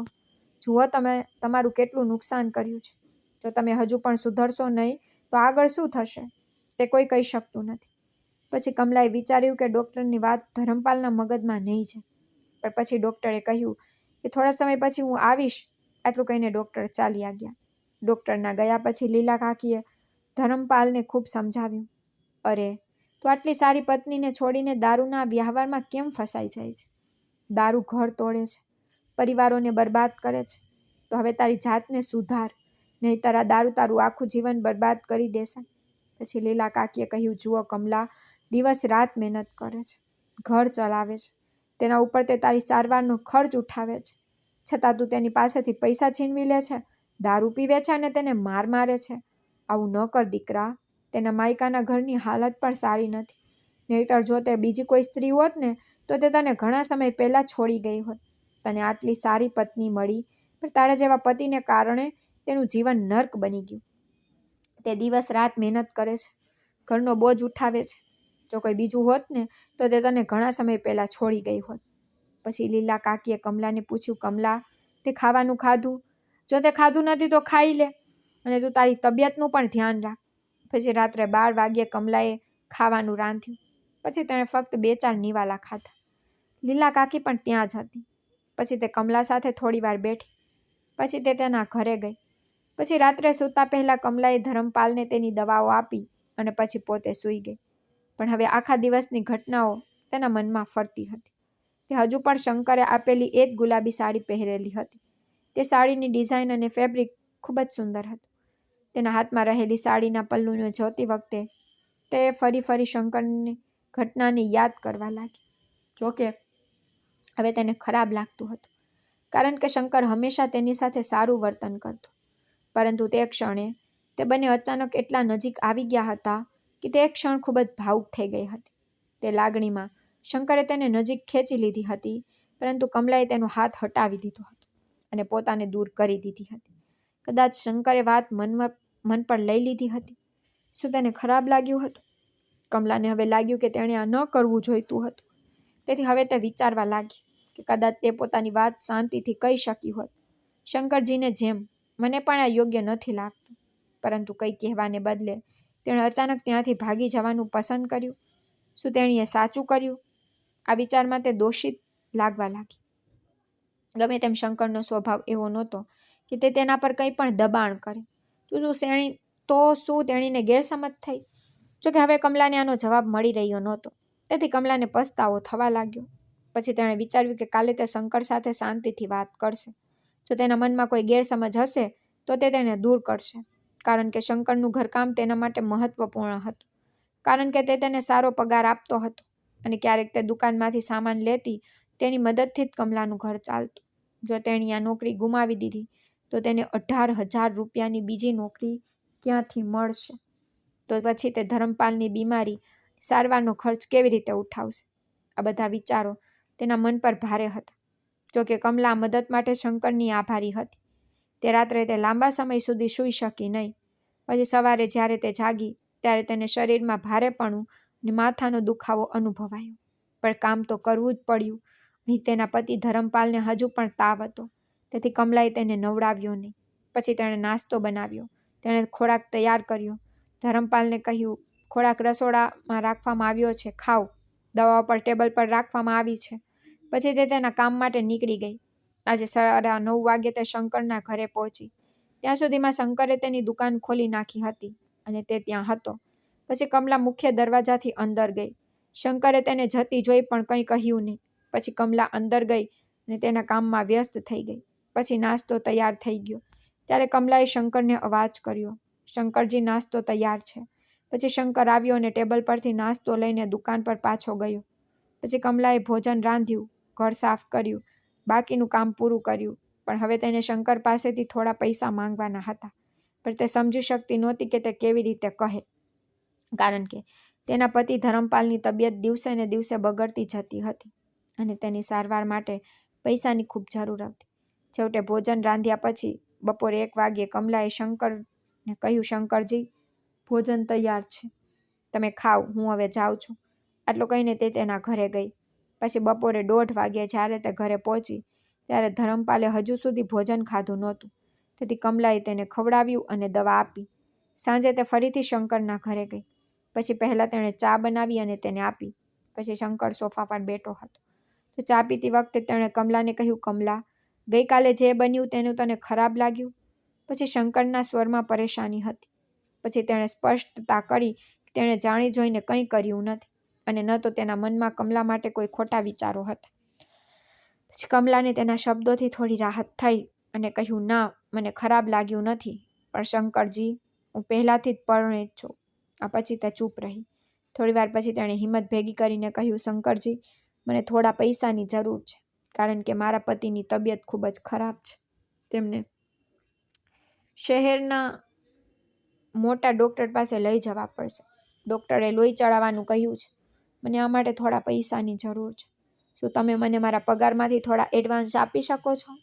શંકરે તરત જ જવાબ આપ્યો, હા, કેમ નહીં? જ્યારે પણ તમને જરૂર હોય ત્યારે તમે પૈસા માંગી શકો છો. હું ક્યારેય ના પાડીશ નહીં. આટલું કહીને તેણે કબાટમાંથી 25,000 કાઢીને કમલાને આપ્યા. પછી કમલાએ ખચકાટ સાથે કહ્યું, શંકરજી, મારો પગાર 18,000 છે, તો તમે મને 7,000 વધુ આપી રહ્યા છો. શંકર હસ્યો અને કહ્યું, કોઈ વાંધો નથી, આ મહિનો પગાર 25,000 ગણો. પછી કમલાને શંકરની મદદથી ઘણી રાહત મળી. પછી તેણીએ વિચાર્યું કે તે તેને ગેરસમજ કરી રહી છે, કારણ કે શંકર તો ખરેખર એક સારો વ્યક્તિ છે. પછી તેણીએ કહ્યું, શંકરજી, હું તમારો ખૂબ આભારી છું. જો તમે મને સમયસર મદદ ન કરી હોત તો હું ખૂબ મુશ્કેલીમાં હોત. આ પર શંકરે કહ્યું, અરે કમલા, ચિંતા ન કરો. અને હા, જો તમને થોડા વધુ પૈસા કે કંઈ પણની જરૂર હોય તો મને જણાવો. આ પર કમલાએ કહ્યું, ઠીક છે. પછી આગળ કમલાએ કહ્યું, શંકરજી, હું કાલે આવી શકીશ નહીં, કારણ કે મારે મારા પતિને હોસ્પિટલ લઈ જવાના છે. આ પર શંકરે તરત જ જવાબ આપ્યો કે હા, કોઈ વાંધો નથી. આ કહીને કમલા તેના ઘરે પાછી ફરી. પછી બીજા દિવસે તે ધરમપાલને શહેરની હોસ્પિટલમાં લઈ ગઈ. ત્યાં ડૉક્ટરે તેની તપાસ કરી અને કહ્યું કે તેની હાલત ખૂબ જ નાજુક છે. દારૂના કારણે તેનું લીવર 95% ખરાબ થઈ ગયું છે. તેથી તેને થોડા દિવસ હોસ્પિટલમાં રાખવો પડશે. તેમજ લીવરમાં એક ગાંઠ છે, જેનું ઓપરેશન પણ કરવું પડશે. પણ પહેલાં તેના શરીરમાં શક્તિ મેળવવી પડશે. આ પર કમલાએ કહ્યું, ઠીક છે ડૉક્ટર સાહેબ, તેને દાખલ કરો. પછી ડૉક્ટરે ધરમપાલને દાખલ કર્યો. બીજી બાજુ કમલાએ કાઉન્ટર પર થોડા પૈસા જમા કરાવ્યા. પછી તેણે તેની મા સાવિત્રી અને પિતા રામલાલને ફોન કર્યો. તેથી બીજે દિવસે બંને હોસ્પિટલ પહોંચી. પછી ધરમપાલની હાલત જોઈને સાવિત્રીને ખૂબ ખરાબ લાગ્યું અને તે તેના પતિ રામપાલ પર ગુસ્સે થઈ. તેણે કહ્યું, તમે મારી દીકરીના તેની સાથે લગ્ન કર્યા, પણ તે છોકરાની યોગ્ય તપાસ કરી નહીં. જો તમે ત્યારે આ જોયું હોત તો મારી દીકરીને આજે આ દિવસ ન જોવો પડે. પછી સાવિત્રીએ કમલાને કહ્યું, દીકરી, જે કંઈ થયું થયું, હવે તું તારા પતિનું ધ્યાન રાખ અને તારું પણ ધ્યાન રાખ. પછી સાવિત્રી અને રામપાલ 3 દિવસ હોસ્પિટલમાં રહ્યા. પછી કમલા પણ તેના પતિ ધરમપાલ સાથે રહી. તેથી તેની હાલત થોડી સુધરી. પછી એક નર્સ કમલાને ફોન કરીને કહ્યું કે તમારું બિલ 60,000 થઈ ગયું છે. તમે 25,000 ચૂકવી દીધા છે. બાકીના 35,000 અને વધુ ખર્ચા માટે 30-40,000 તાત્કાલિક જમા કરાવવા પડશે. આ સાંભળીને કમલા ચોંકી ગઈ, કારણ કે તે આટલા પૈસા ક્યાંથી લાવશે? તેની માં સાવિત્રી પાસે પણ એટલા પૈસા નહોતા. પછી તેને શંકર યાદ આવ્યો અને કમલા ફરીથી શંકર પાસે મદદ માંગવા ગઈ. તે તેના ઘરે પહોંચતાની સાથે જ શંકરે કમલાને પૂછ્યું કે તે 3 દિવસથી ક્યાં હતી? કોઈ સમસ્યા છે? કમલાએ તેને બધું કહ્યું. શંકરે તેની વાત શાંતિથી સાંભળી અને પૂછ્યું કે તેને કેટલા પૈસા જોઈએ છે. કમલાએ ખચકાટ સાથે કહ્યું, શંકરજી, મને 75,000 વધુ જોઈએ છે. માફ કરશો, હું આટલા પૈસા માંગી રહી છું, પણ મને ખરેખર તેની જરૂર છે. હું કામ કરીશ અને ધીમે ધીમે તમારા બધા પૈસા પાછા આપીશ. શંકરે કહ્યું, તમે આટલી ચિંતા કેમ કરો છો? હા, હું તમને મદદ કરીશ, રાહ જુઓ, હું પૈસા લાવીશ. આટલું કહીને તે ઘરની અંદર ગયો. તેણે કબાટમાંથી પૈસા કાઢ્યા અને થેલીમાં મૂકી અને કમલાને આપ્યા. પછી તેણે કહ્યું કે તેમાં 75,000 છે, તેને કાળજીપૂર્વક રાખજો અને તમારા પતિનું ધ્યાન રાખજો. જો તમે થોડા દિવસો સુધી કામ પર ન આવો તો ઠીક છે. જો તમને બીજી કોઈ જરૂર હોય તો મને જણાવતા અચકાતા નહીં. કમલાએ કહ્યું, શંકરજી, હું તમારી ખૂબ આભારી છું. પછી તેણે શંકરનો આભાર માન્યો, પૈસા લીધા અને ઘરે પાછી ફરી.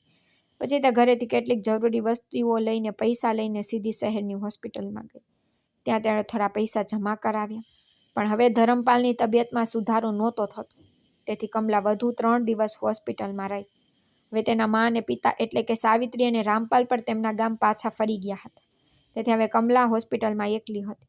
વચ્ચે વચ્ચે કેટલાક સંબંધીઓ તેને મળવા આવતા, પણ થોડા સમય પછી તેઓ જતા રહેતા. આ એકલતાને કારણે કમલા ખૂબ જ બેચેન થઈ રહી હતી. તે કોઈક રીતે ખાવા પીવાનું મેનેજ કરી રહી હતી, પણ આ દિવસો પસાર કરવા પડતા હતા. હવે તેને હોસ્પિટલમાં આવ્યાને 10 દિવસ થઈ ગયા હતા. એક રાત્રે ધરમપાલને દવાઓ આપી અને તેને સુવડાવ્યા પછી કમલા થાકી ગઈ અને એક નાના રૂમમાં સૂઈ ગઈ. તે સૂઈ ગઈ પણ રાત્રે વારંવાર જાગતી રહી. તે રાત્રે પણ મધ્યરાત્રિએ તેની આંખ ખુલી. 1 વાગ્યા હતા.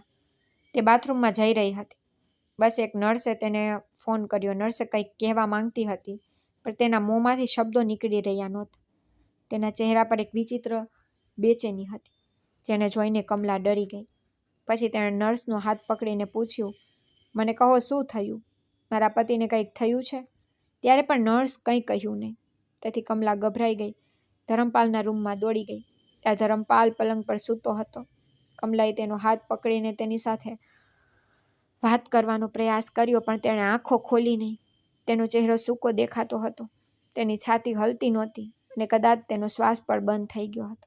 પછી બીજી નર્સ નજીક આવીને કમલાના ખંભા પર હાથ મૂક્યો અને કહ્યું કે તેની તબિયત તો પહેલેથી જ ખૂબ ખરાબ છે. અમે ખૂબ પ્રયાસ કર્યો, પણ આટલું કહ્યા પછી તે અટકી ગઈ. પણ કમલા સમજી ગઈ કે તેનો પતિ ધરમપાલ તેને કાયમ માટે છોડી ગયો છે. તેથી હવે તેણે પલંગ પર માથું મૂકીને રડવા લાગી. હવે તેનું હૃદય ચીસો પાડી રહ્યું હતું. પછી હોસ્પિટલમાં હાજર ડોક્ટરો અને અન્ય દર્દીઓના સંબંધીઓ પણ તેને સાંત્વના આપવા લાગ્યા. પરંતુ કમલાનું દુઃખ અટકતું નહોતું. અચાનક તેની આંખોમાં અંધારું છવાઈ ગયું અને તે જમીન પર પડી ગઈ.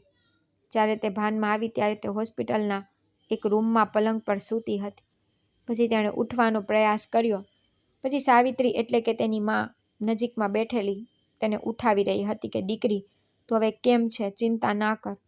પછી સાવિત્રીના ચહેરા પર થોડો ગુસ્સો અને ઉદાસી હતી, પણ હવે કમલાનું હૃદય સંપૂર્ણપણે તૂટી ગયું. તેથી તેણે તરત જ મમ્મીને પૂછ્યું કે મારા પતિ ક્યાં છે? તેને શું થયું? આ સાંભળીને તેની મા સાવિત્રી તેની પાસે આવીને કહ્યું કે દીકરી, જે કંઈ થયું હવે તારે તે સ્વીકારવું પડશે. અને આ યાદ રાખ, તે કોઈ કસર છોડી નથી. તે તારી ભૂલ નથી. પછી તેની માએ કમલાને ખૂબ સારી રીતે સમજાવ્યું કે દીકરી, તે તારી જવાબદારી સંપૂર્ણપણે નિભાવી છે. તું જે કરી શકે તે બધું કરી ચૂકી છે. તો હવે પોતાને વધુ તકલીફ ન આપ કે ખરાબ ન અનુભવ. પછી કમલાએ તેની માના આશ્વાસનથી થોડી રાહત મળી. પછી કેટલાક સંબંધીઓ હોસ્પિટલમાં આવ્યા. પછી બધા ગૌશાળા બસ્તીમાં પાછા ફર્યા. ત્યાં ધરમપાલના અંતિમ સંસ્કાર કરવામાં આવ્યા. પછી કમલા ઘણા દિવસો સુધી ઘરે રહી. પછી તેની માં સાવિત્રી અને કેટલાક સંબંધીઓ તેની સાથે હતા. પણ હવે તેનું ઘર ખૂબ જ ઉજળ લાગતું હતું, કારણ કે ધરમપાલ ગમે તેવો હોય, તે કમલાનો પતિ હોય. તેને ખાતરી હતી કે તે સખ્ત મહેનત કરશે અને તેને દારૂના વ્યસનમાંથી મુક્ત કરશે, પણ કુદરતે કંઈક બીજું જ લખ્યું હતું. પછી પતિના દુઃખમાં ડૂબેલી કમલા આખા 2 મહિના પછી શંકરના ઘરે ગઈ. સવારના લગભગ 10 વાગ્યા હતા. ત્યારે શંકર તેની દુકાન પર હતો. પછી કમલાને જોઈને તે ઘરની અંદર આવ્યો અને કહ્યું, કમલા, બેસો. પછી કમલા સોફા પર બેઠી.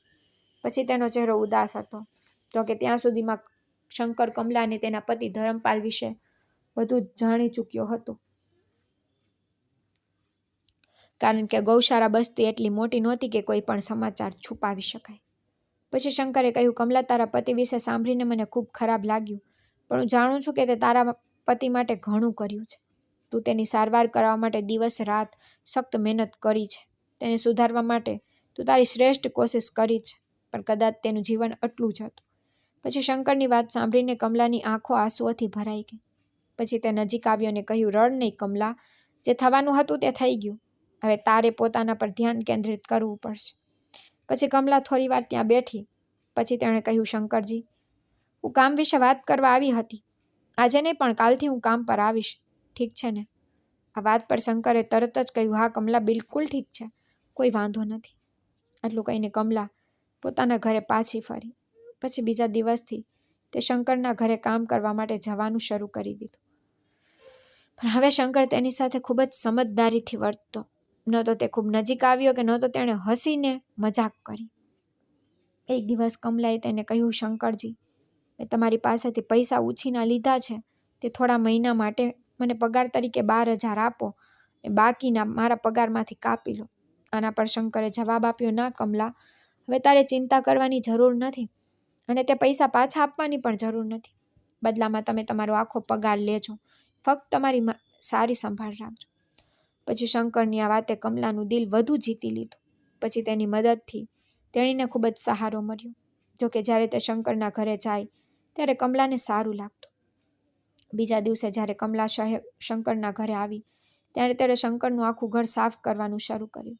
પછી શંકરે કહ્યું, જુઓ કમલા, તું આટલા દિવસોથી આવી નથી ને ઘર ખૂબ ગંદુ થઈ ગયું છે. એવું લાગતું હતું કે ઘરની લક્ષ્મી ક્યાંક ચાલી ગઈ છે, પણ હવે તું પાછી આવી ગઈ છે તો લાગે છે કે લક્ષ્મી ઘરમાં પાછી આવી ગઈ. પછી શંકરના શબ્દોએ કમલાના મનને ઘણી રાહત આપી, કારણ કે તેણે તેને લક્ષ્મીનો દરજ્જો આપ્યો હતો. તેથી તેના શબ્દો કમલાના હૃદયના ઊંડાણને સ્પર્શી ગયા.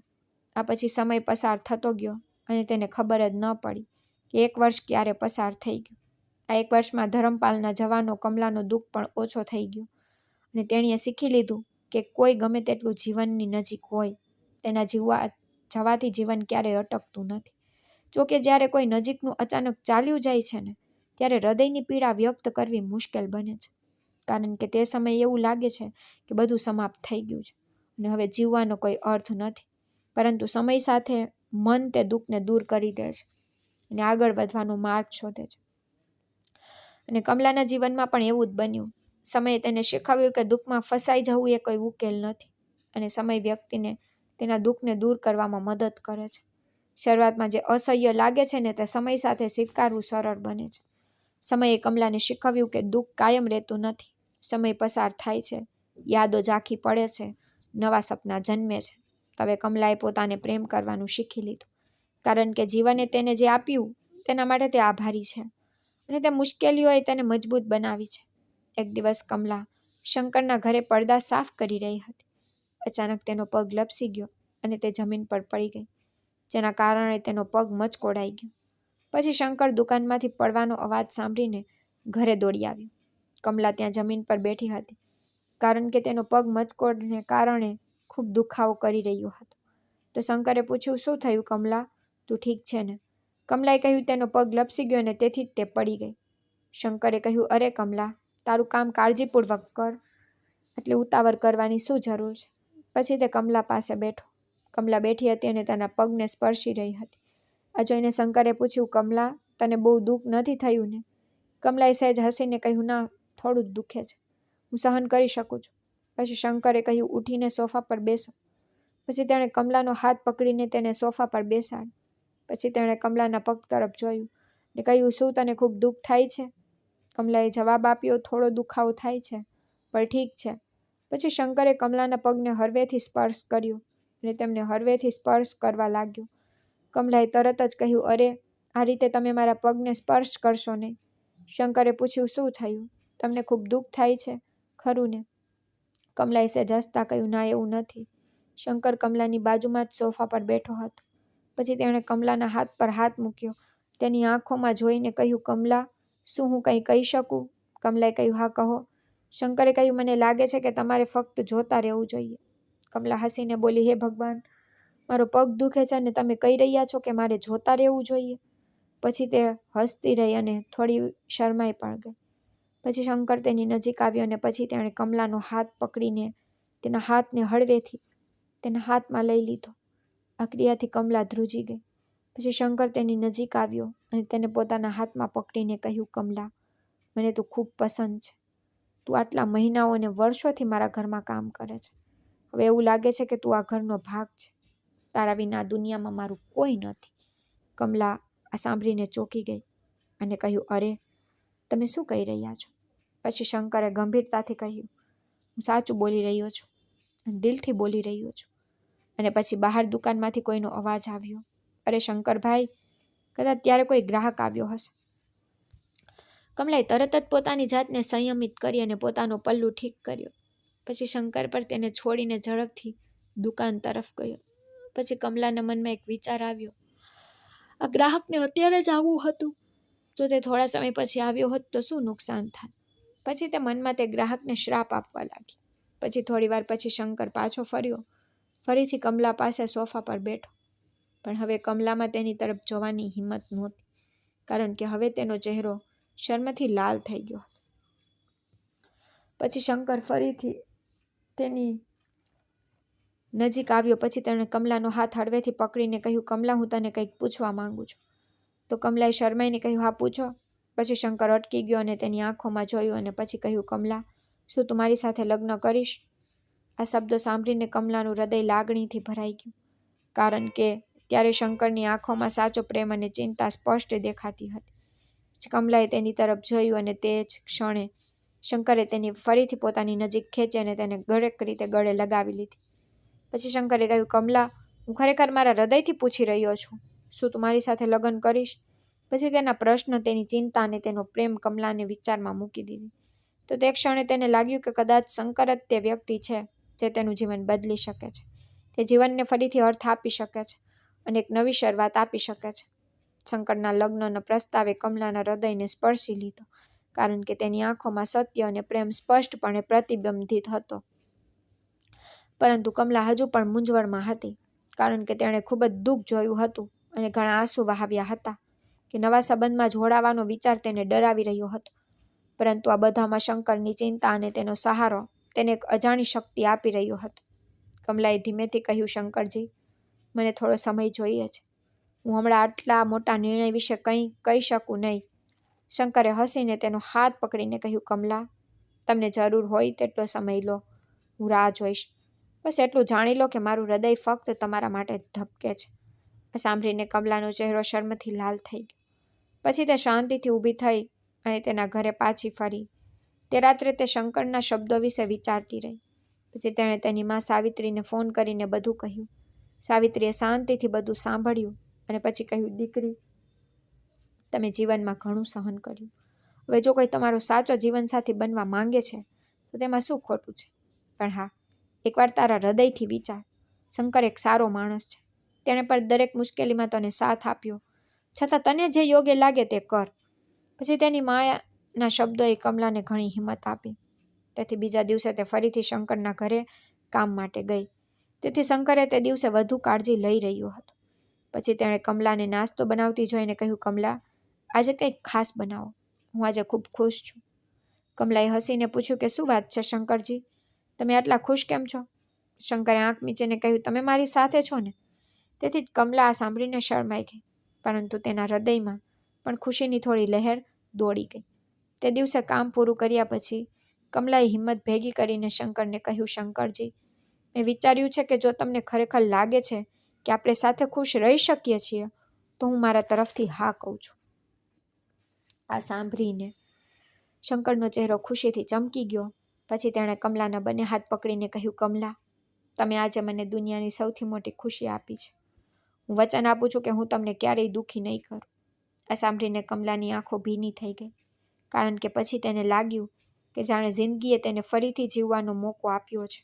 પછી કમલાએ હા કહ્યા પછી શંકરે મોડું ન કર્યું. તેણે તેના કેટલાક નજીકના મિત્રો, પાડોશી અને તેના અને કમલાના લગ્ન વિશે જણાવ્યું. પછી આ સમાચાર ગોશાળા બસ્તીમાં આગની જેમ ફેલાઈ ગયા. પછી જ્યારે લીલા કાકીને આ વાતની ખબર પડી ત્યારે તે સીધી કમલાના ઘરે ગઈ અને ખૂબ જ ઉત્સાહથી પૂછ્યું, કમલા, શું આ સાચું છે? તમે શંકર સાથે લગ્ન કરવાનું નક્કી કર્યું છે? કમલાએ શરમાઈને હા પાડી. પછી લીલા કાકીએ તેને ગળે લગાવી અને કહ્યું, દીકરી, તે ખૂબ સારું કર્યું. શંકર ખૂબ જ સારો છોકરો છે. તેણે તમને દરેક મુશ્કેલીમાં મદદ કરી છે અને હવે તમે પણ સુખી જીવનને પાત્ર છો. પછી કમલાએ તેના મા અને પિતાને તેના બીજા લગ્ન માટે પણ ફોન કર્યો. શરૂઆતમાં બંને થોડા અચકાયા, કારણ કે કમલાના બીજા લગ્ન તેમના માટે નવા હતા. પરંતુ જ્યારે તેઓ શંકરને મળ્યા, તેની સાદગી અને કમલા પ્રત્યેનો પ્રેમ જોયો, ત્યારે તેઓ સંમત થયા. પછી કમલાની માએ તેને કહ્યું, દીકરી, તું ફક્ત એ વાતનું ધ્યાન રાખજે કે આ નવો સંબંધ તને બધી ખુશીઓ આપે જે તે પહેલાં ક્યારેય જોઈ નથી. આ પછી શંકર અને કમલાની લગ્નની તૈયારીઓ શરૂ થઈ ગઈ. તો શંકરે કહ્યું, કમલા, હું ઈચ્છું છું કે અમારા લગ્ન સાદગીથી થાય, પરંતુ શિવ મંદિરમાં સંપૂર્ણ વિધિઓ સાથે. કમલાને પણ આ ખૂબ ગમ્યું. પછી લગ્નનો દિવસ આવ્યો. ગૌશાળા બસ્તીના શિવ મંદિરને રંગબેરંગી રોશની અને ફૂલોથી શણગારવામાં આવ્યું. જયશ્રી કાકી, રામુ કાકા અને બસ્તીના ઘણા લોકો ત્યાં હાજર હતા. કમલા તેના પોશાકમાં નવી પરણેલી દુલ્હનની જેમ ચમકી રહી હતી. શંકર પર શેરવાનીમાં ખૂબ જ સુંદર દેખાઈ રહ્યો હતો. આ બધું જોઈ અને સાવિત્રી અને રામલાલની આંખો ખુશીથી ભીની થઈ ગઈ. પછી પંડિતજીએ મંત્રોચ્ચાર કર્યા અને પછી કમલા અને શંકરે 7 ફેરા ફર્યા. પછી વસાહતના લોકો તાળીઓ પાડી અને ફૂલોનો વરસાદ કરીને તેમની ખુશીમાં જોડાયા. લગ્ન પૂર્ણ થયા પછી લીલા કાકીએ કહ્યું, કમલા, આજે તું ખરેખર લક્ષ્મી બનીને શંકરના ઘરે જઈ રહી છે. તો લગ્ન પછી તું હવે શંકરના ઘરમાં નહીં, પણ તારા પોતાના ઘરમાં રહીશ. આ યાદ રાખ. લગ્ન પછી શંકરે તેને સંપૂર્ણ અધિકારો આપ્યા અને હવે તે નોકરાણી નહીં, પણ ઘરની માલકીન હતી. આ પછી શંકરે પોતાની દુકાન આગળ વધારી અને કમલાએ પણ મદદ કરવાનું શરૂ કર્યું. આ પછી બંનેના જીવનમાં પ્રેમ અને વિશ્વાસ ભરાઈ ગયો. લગ્ન પછી કમલા અને શંકરના જીવનમાં એક નવી ચમક આવી. શંકરની દુકાન મોટી હતી અને તે સારી પણ હતી. તેનો પરિવાર સરળતાથી ચાલી રહ્યો હતો. કમલા ફક્ત ઘરનું ધ્યાન જ રાખતી નહોતી, પણ દુકાનમાં પણ તેને મદદ કરતી હતી. બંને એકબીજા સાથે હસતા અને રમતા અને દરેક ખુશીની ક્ષણ શેર કરતા. એક દિવસ કમલાને વહેલી સવારે ઉલટી થવા લાગી. શંકર ચિંતિત થઈ ગયો. તરત જ તેને ડૉક્ટર પાસે લઈ ગયો. ડૉક્ટરે તેની તપાસ કરી અને હસતા હસતા કહ્યું કે શંકર, અભિનંદન, કમલા મા બનવાની છે. આ સાંભળીને શંકર ખૂબ ખુશ થઈ ગયો. તેણે કમલાને ગળે લગાવી અને કહ્યું, કમલા, હવે આપણું ઘર પૂર્ણ થવાનું છે. પછી કમલાની આંખો પણ ખુશીથી ચમકી ગઈ. થોડા મહિનાઓ પછી તેમના ઘરે એક સુંદર પુત્રનો જન્મ થયો. શંકર અને કમલાએ તેનું નામ અમર રાખ્યું. હવે તેમનું ઘર અમરના હાસ્યથી ગુંજી ઉઠ્યું.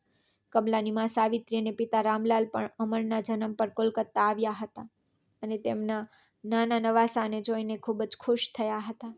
તે દિવસે લીલા કાકીએ કહ્યું, કમલા, હવે તારું ઘર ખરેખર ખુશીઓથી ભરાઈ ગયું છે. હવે આ નાનું બાળક તારા જીવનનો પ્રકાશ છે. પછીથી શંકર અને કમલા તેમના નાના પરિવાર સાથે ખુશીથી રહેવા લાગ્યા. શંકરની દુકાન વધુ વધવા લાગી. કમલાએ વસાહતની કેટલીક મહિલાઓને સીવણ શીખવાનું પણ શરૂ કર્યું, જેથી તેઓ આત્મનિર્ભર બની શકે, કારણ કે તેણીએ પોતાની મહેનતથી શીખી હતી કે દરેક મુશ્કેલીને સખ્ત મહેનત અને હિંમતથી દૂર કરી શકાય છે.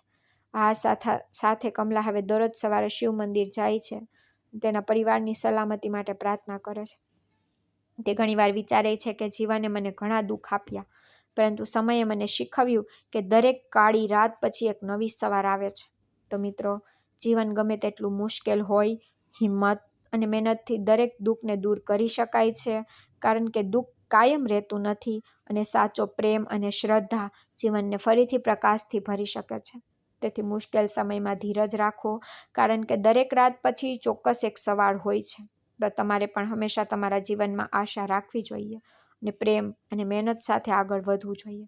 તો મિત્રો, મને આશા છે કે આ વાર્તા તમારા હૃદયને સ્પર્શી ગઈ હશે. જો તમને આ વાર્તા ગમી હોય તો આ વિડીયોને લાઈક કરવાનું અને ચેનલને સબસ્ક્રાઈબ કરવાનું ભૂલશો નહીં. આપણે નવી વાર્તામાં ફરી મળીશું. ત્યાં સુધી આવજો. ધન્યવાદ.